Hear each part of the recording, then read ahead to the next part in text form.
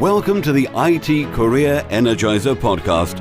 For anyone who wants to build and grow a career in IT, develop and improve your strengths and skills, be inspired and motivated by the successes of others, manage your career progression, and achieve your IT career goals.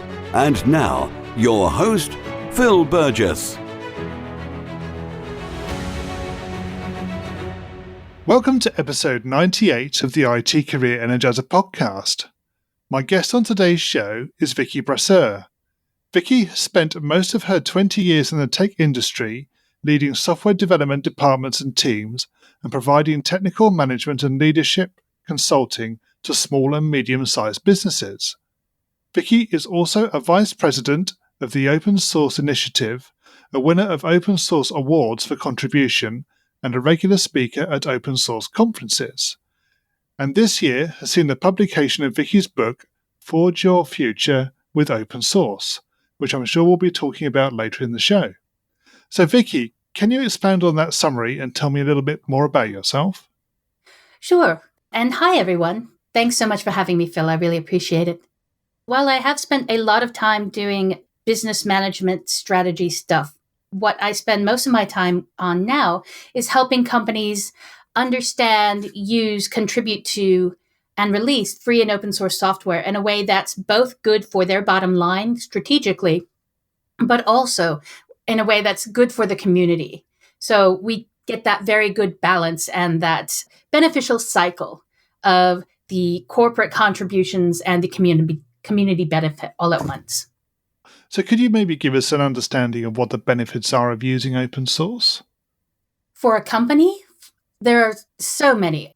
It really removes the necessity to reinvent a lot of wheels. There are literally millions of those wheels out there already in the form of free and open source software projects and libraries. So you don't have to invest your own people, your time, your resources into developing that software. It allows you to get up to speed a lot more quickly. Many studies also show that free and open source software is a lot more secure and is updated more frequently than proprietary software. So it can help you keep your data, your customers a lot more secure. So Vicky, can you maybe share a unique career tip that the IT Career Energizer audience need to know and possibly don't? Well, what I've found is that most people believe to contribute to free and open source software, they have to be a programmer. And that's not actually the case. If you look at how software is developed, it requires a lot of different skills and roles. And free and open source software is no different. So if you want to move forward in your career in software, even if you're not a programmer, you can still contribute to free and open source software and gain a lot of new skills, gain a lot of new experience, and also create this public and open portfolio. So you will have the copyright. You are able to share this with any new potential employers. So whether you're a translator or a documentarian or an infosec or just anything that is involved with software development, you can move your career forward by contributing to free and open source software. Do you have any recommendations as to where someone would start if they hadn't actually been involved in open source up till now? I have a lot of recommendations, which is why I wrote a book about this. So I will try and keep it short. But the first thing you have to do is know what you want to get out of it, right? What are your particular goals, your personal goals? And those will be different for each and every individual. Don't just go jumping to the biggest name you know in free and open source software and assume that must be where you should start to contribute. Instead, look at where you want to go, what you want to learn, how you want to grow, and then also look at your particular interests. Because if you work on something that's interesting to you, you're more likely to follow through and be successful.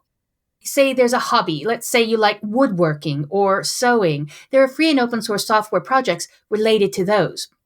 So figure out how you want to grow. Say you want to become more proficient in JavaScript and you like woodworking. So go out and find a project related to woodworking that involves JavaScript and then see what they need and ask them, how can I help? Here are my skills. How can I help you get started? So Vicky, can you maybe tell us the story of your worst IT career moment and what you learned from that experience? Oh, my worst IT career moment was 6 months at a company a while back. It was a startup and it had a really interesting idea, interesting mission. But what it did not turn out to have was people at the top who had any experience with leadership, with running a company.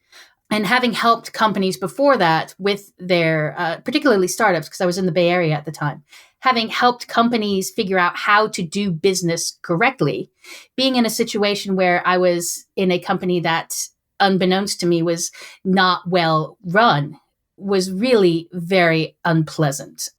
I did not do appropriate due diligence. I asked enough questions, but I didn't ask the right sort. So now I have a much better grasp on what I should be asking when I am looking for a new job, when I am looking to join a new company. And that's something that I think a lot of career seekers or new job seekers don't understand, is that this is a two-way street. You are interviewing the company as much as they are interviewing you. And you have to do your due diligence to make sure it's a good fit for you. Unless, of course, you simply have to get any job right now to keep your family fed, to keep a roof over your house, to keep healthcare. But if that's not the case, then try your best to take the time to find the right job rather than a job right now. Yeah, absolutely. I think you're spot on with that. Having been in a similar situation myself and made the same error, yeah, I would definitely recommend that when you actually go for an interview, you make sure that you find out as much as you can about that company before you commit to actually joining them. And what I find is very interesting is obviously you must have a set of questions that you are going to ask the company because, again, you're interviewing them as much as they're interviewing you. But what I like to do is have a set of questions and ask these same questions to every single interviewer. Because the difference in the answers that you get, there will be gaps there, and those gaps can be very telling. And they can show you a lot of things about a company almost as much as the answers that you receive from people. And then you can get this consistent view across the entire company of how people view things and how they portray them to you. Okay, so moving away from your worst IT career moment, can you maybe tell us about your career highlight or greatest success? Right now, I'm so deeply embroiled in book stuff that I have to say that being asked to write a book about something I'm so passionate about is absolutely amazing. That's such a privilege that I never thought I would have in my life. So I'm very immensely grateful to Pragmatic for asking me to do that. But really, it's getting the chance to do what I love. I have spent a lot of time running software engineering departments and running teams, but so little of my career has been spent getting paid to work on free and open source software, which is something that obviously I'm just a little bit passionate about. So getting paid to do that, right? And helping companies understand that and bridging that gap between corporate interests and community interests such that they become everyone's interests. That, frankly, right now, what I'm doing is I'm in the highlight. Freelancing stinks. I'm not a big fan of freelancing, but it does allow me to help a lot more companies. And that's, again, a privilege that I never expected I would have, and I feel very grateful for it. Sure. So maybe you can tell us a little bit more about your book. Is it actually released now? It is. I'm so super excited. I have a box of books sitting downstairs on my dining room table, waiting for an unboxing party with a couple of friends this evening. I haven't even seen it, but I've seen pictures of it on the web. People are receiving it. It is available from Pragmatic Programmer, Pragmatic Bookshelf, so pragprog.com. It is all about how an individual can contribute to free and open source software. And while does encompass, obviously, because it's software, it encompasses and includes programming, but it is inclusive of, again, all of the roles required for free and open source software contribution. And you would think, well, this is easy. You just go to GitHub, you do a pull request, and you're done.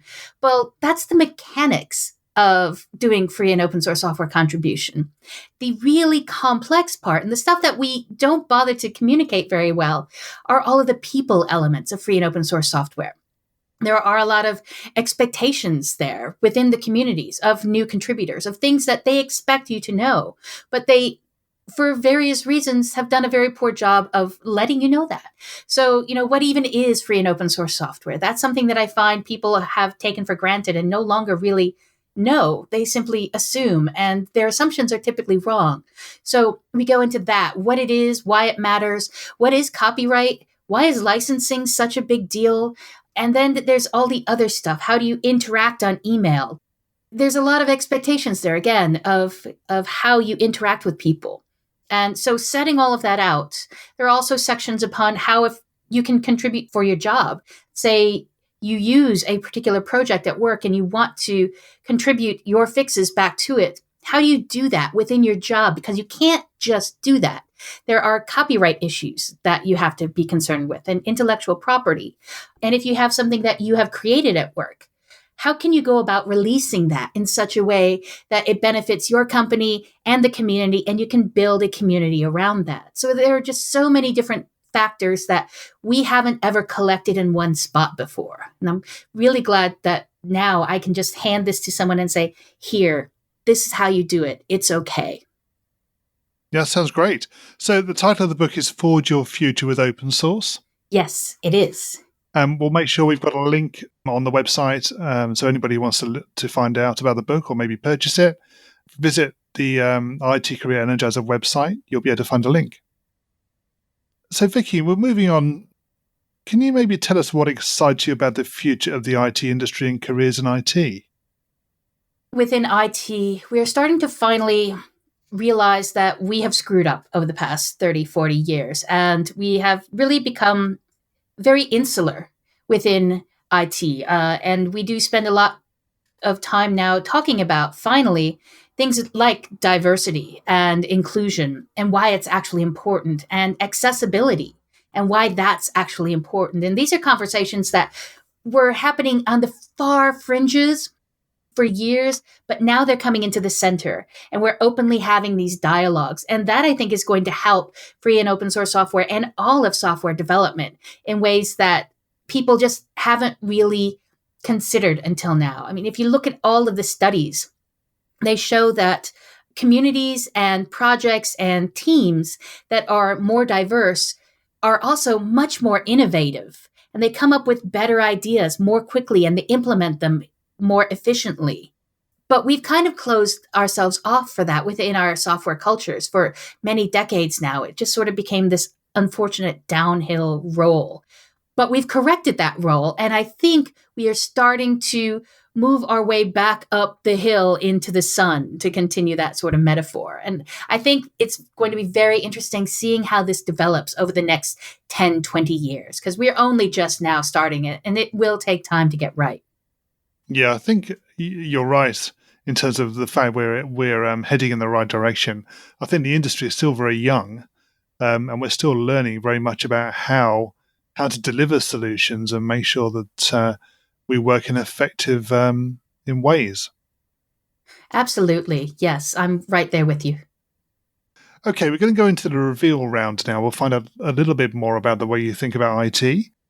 So what first attracted you to a career in IT? I love pushing buttons. That's pretty much it. I love computers. I don't necessarily love programming. I can program. I'm out of practice, but I love the process of creating something out of nothing, and you can use buttons to do that. I really do like pushing buttons a lot. Right. What is the best career advice you've ever received? You can get out. And the context of that is, if you're in a bad situation, you don't have to stay there. While you may have your own personal constraints, like you can't just rage quit and table flip your way out of a company, because again, you have responsibilities, you have families, you have companies, but it is within your power to start changing your situation, to start looking for other jobs. You don't have to put up with that. Please start working to get out if you are in a bad situation, because frankly, there's tons of people who are going to treat you a lot better and probably pay you better as well. If you were to begin your IT career again right now, what would you do? I was thinking about this yesterday. How would I change my situation? And I'm not entirely sure how I would, because while it certainly hasn't been completely rosy, see, my previous story of a job I had, it is still pretty good right now. And it wouldn't be this way if I hadn't gone the route I did, if I didn't skip doing computer science courses to instead work on classical philology, right? That's made a big difference in how I approach the world and technology in a way that computer science classes wouldn't have. So, I mean, obviously there would be things I could change, and that whole chaos theory, butterfly wing, change one little thing and change the world. Maybe that would affect who I am today and what I do, but I'm pretty happy with the way it's going. Right. Okay. So what career objectives are you currently focusing on? Well, I've got the check mark next to a book, so that's lovely. As far as career objectives, frankly, I am freelance and it's exhausting. I wouldn't mind finding a company that would like to pay me full time to do this sort of thing. There are lots of companies that have open source program offices, so I would love to help a company and just dedicate myself to them for years to help shape and craft something. Because as freelance, you're like a Ronin, right? That roving samurai that goes from city to city and town and saving people from the bandits, but then you go away.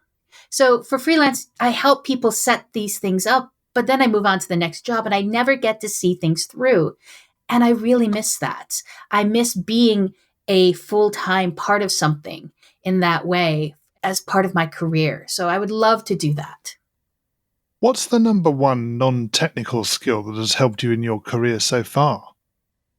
See, I have kind of a problem with the phrase non-technical because people believe it involves computers and stuff like that. And if you look around the world, everything is some sort of technology. I mean, weaving, sewing, those are really important technologies. But really, I think listening, communicating, these are things that have been very important. Writing has been absolutely pivotal. And I don't just mean the book, but I write talks, I write articles, I write for clients. Writing is so very important to everything we do, and documenting how we do things, that is a force multiplier. So I can have an idea and I can tell it to you and then it disappears. But if I write it down, then I can share it with any number of people. So I guess I would have to go to writing, even though, it is kind of a technology, but writing is probably the thing that I think everybody can get a lot better at. And if you're going to be at All Things Open soon, which I guess I don't know when this is going to air, but there's going to be a talk at All Things Open all about how writing can help you and move your technical career forward. And hopefully it will be recorded because I think that will be valuable to a great deal of people. Being presented by Jen Weick-Huger from Red Hat.